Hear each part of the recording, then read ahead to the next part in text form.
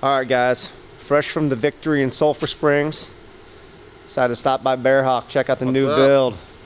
So Virgil's gonna kind of talk us through some of the stuff that's going on with the plane here, so I'm gonna let him take it over a little bit. Yeah, so we're getting this one finished up here on the pre-assembly. So basically where we're at right now, we're kind of waiting on a motor for John. So this motor that's on here is our shop motor. So it's a Lycoming 580, puts out 315 horsepower. So we're waiting on John's to come from Lycoming, and then we'll swap motors once we're done with that.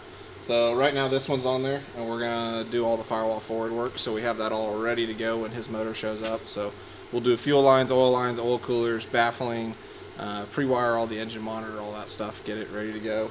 And then on the front will be a Hartzell 85-inch Trailblazer. So they're in engineering on that right now. That'll be kind of a little bit of a spicy prop. It's normally 83-inch on those, so this will be a little bit longer and helping the STOL comp stuff. Other than that, we've got boot cowl stuff. So whenever you get your kits, your boot cowl up here on the newer kits that you'll be getting is actually pre-drilled to the airframe.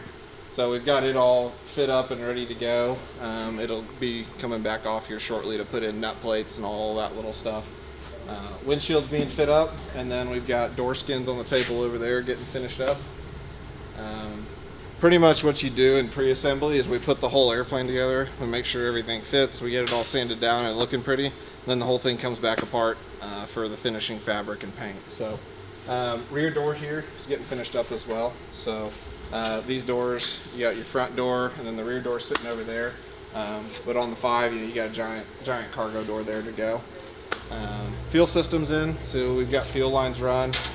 We leave those long so that whenever we mount the tanks, mount the wings, we'll run our lines out, and then there'll be a coupler there at the wing. So if you ever have to take the wings off for an engine failure or something like that, everything's quick disconnect. So you'll have a quick disconnect here at your fuel lines, on your sight gauges, and then there'll be a wiring harness that comes out of here and goes into the wing, and that'll have a quick disconnect on it as well, so you can pull wings and not just have to cut an Avionics harness or something like that at some point.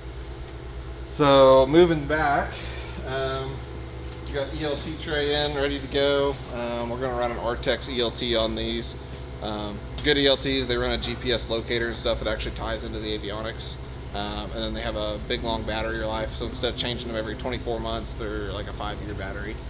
And then coming back to the back, we've got autopilot system all mocked up and ready to go. It'll come back out for fabric and paint. But we've got an elevator and a yaw servo back here that mount up in a plate in the rear of the aircraft.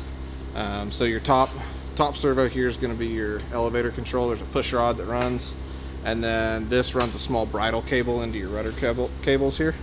So it keeps a really tight loop in the back and lets all this stuff work together. So we got a custom arm we build here, and then you'll just have a small Avionics harness that, it's not many wires, but it'll run back here for these servos.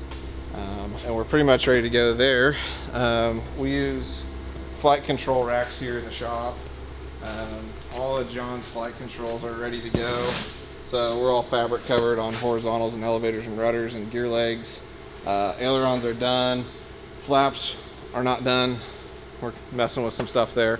And then we'll be ready to go on paint. So the next steps on this will pretty much be going in. We'll do the interior fabric on it because we're gonna do a fabric interior. So we'll cover all the walls and everything inside, and then we cover the outside, and then we're ready to shoot primer and everything like that. So right now we're kind of just playing the waiting game on a motor is really going to be the big thing, but hopefully we'll have it all good to go and put together here soon.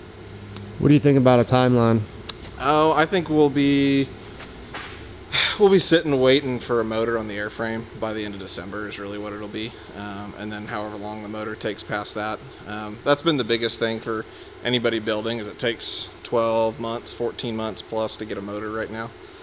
So keeping those in the pipeline is kind of the key to getting airplanes built. So, but yeah, excited. We'll have John in this for next season and go clean up touring class. What do you think on specs on the plane?